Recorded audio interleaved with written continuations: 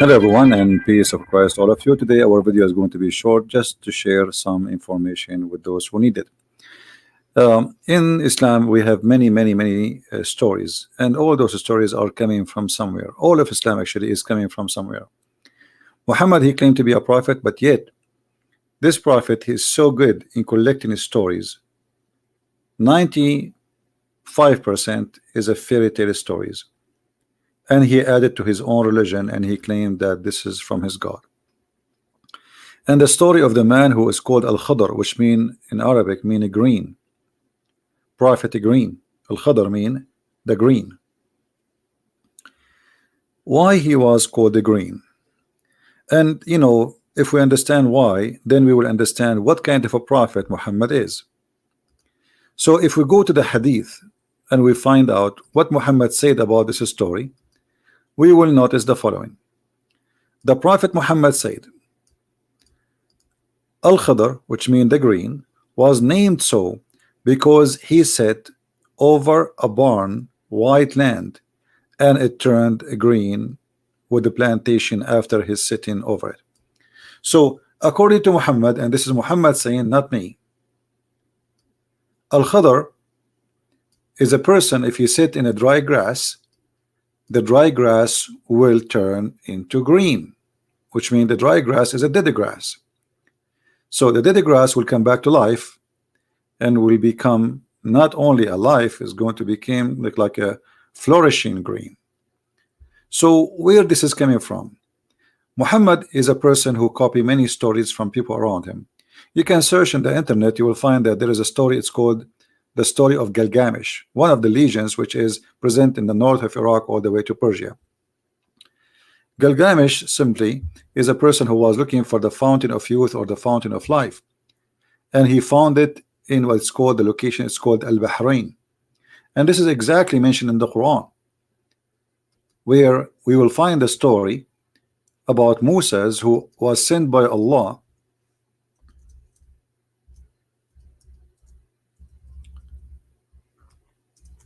to meet with green. And green obviously is way higher than Moses, to the point Allah, he told Moses that, you know, if you want to learn, okay, well, I will let you go and meet and learn from him. And Moses, when he met him, he asked him to follow him so he can learn.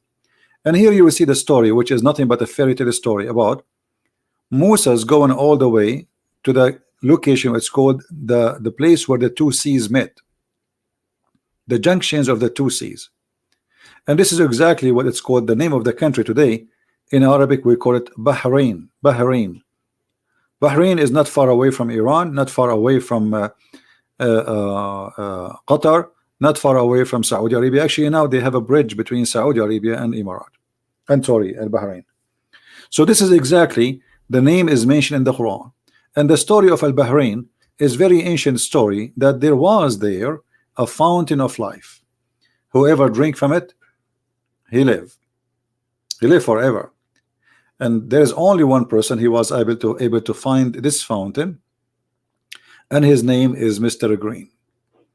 So here you will find the story how Allah, he sent Moses and he asked him to take with him a whale, not a fish, as it says here. In Arabic it says hut.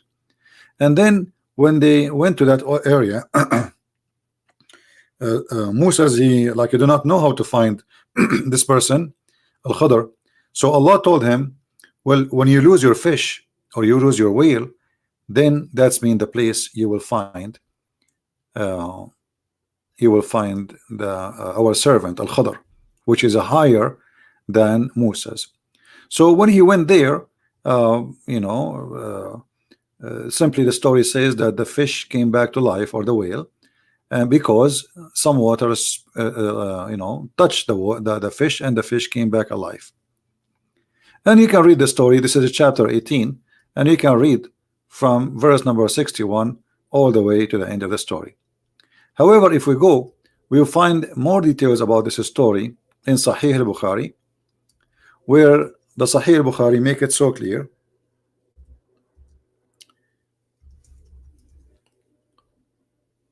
where it says, let us see the the hadith.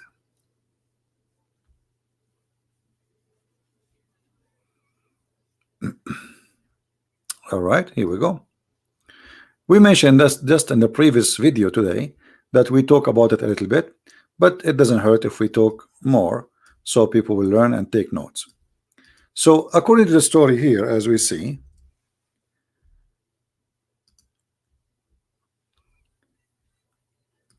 there is a fountain, a spring of water fountain, which is no one get in touch with it, even if you touch it, not necessarily to drink it, but you will become alive. And the prophet said that, you know, this fish, some drop of water fell into it, and then this is how this whale or fish run away. And this is exactly what happened.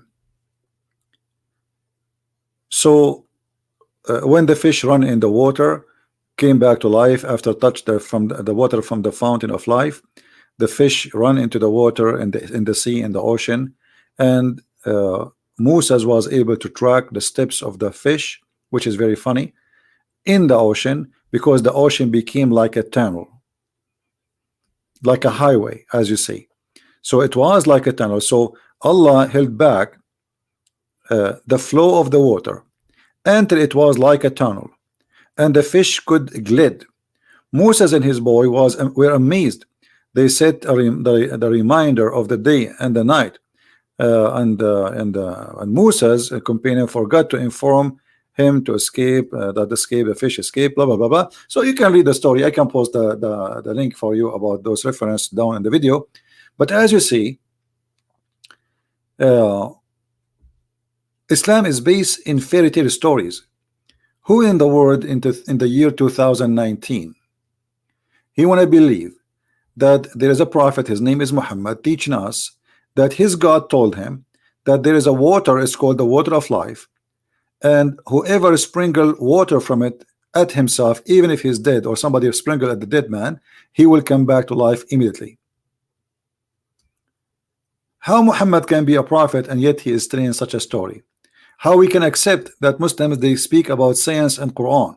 How Muslims, they speak to us about amazing stories which is proven to be scientifically accurate, yet they believe in such a madness? So either you believe in this and then don't talk about science. This is nothing but a fairy tale stories, and we can find actually the roots of the story, as we said, in the ancient stories of Gilgamesh and other people. Not only Gilgamesh, actually there's many nations, they share the same roots of the story.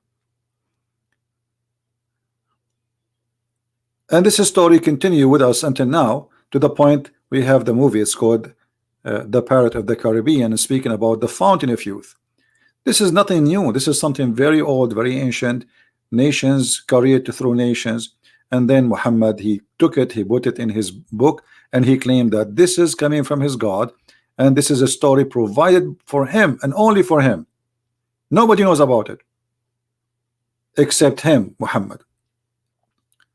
But if we go in the Quran, we will find that the Arab, they were making fun of the Quran and Muhammad's story, saying to him openly and with no shyness that this is nothing but a fairy tales of the ancient, and we heard those stories before you. So while Muhammad claiming that he is the one who come with those stories, the Arab, they were making fun of him. He says this is nothing but the fairy tales of the ancients. We heard those before you. All right, and as you see, there's many verses in the Quran saying that. Not one, not two, not three, not four, not five, not six. Many verses saying, the Arab saying to Muhammad, this is nothing but the tales of the ancient. And even we heard that before you, you know, from generation before you. So try something better. If you go to chapter 23, verse number 83, it says exactly what I said to you. We heard our father, we heard this from our fathers before us. Those stories are old. Those are nothing but the tales of the ancient. So Muhammad is a person who is trying to build a religion. He built his religion based on the fairy tales of the ancient, and yet he claimed that this is coming from God. Now, if you are a Muslim, you are more than welcome to leave your comment and tell me how you really believe in such a story to be coming from God, and yet Muhammad not only adding it in the hadith, but Muhammad, he adding the story in the Quran, as we showed you in chapter 18. This is cannot be from God. This is cannot be from a prophet. This is cannot be from anyone actually have little intelligence. This is can be only from someone is an ignorant. He have no idea what he's talking about, and he think that those stories can fool others. And as you see, those stories did not even go through the Arab, the Bedouin, who they are naive. Most of them are not educated. Even those who they are not educated, they say to Muhammad, those stories we heard it from our fathers before you, and this is nothing but the tales of the ancient.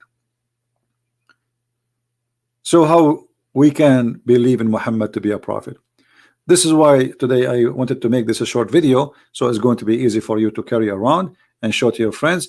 And if you are a Muslim, believe really that there's a fountain of youth, a flying carpet, the birds or the ants who warn the ants, the hudhud who find water. If you find all these stories are true stories, please leave your comment and tell us why. Thank you for being with us, and feel free to download the video and share it with your friends, and I will see you again with a new video. And I will try to make videos to post it in all the other accounts I have. So but the broadcast will be in the one we are using right now. So thank you for being here. May the Lord bless you, and I will see you again. Christ is Lord, and Islam is nothing but a collection of fairy tale stories.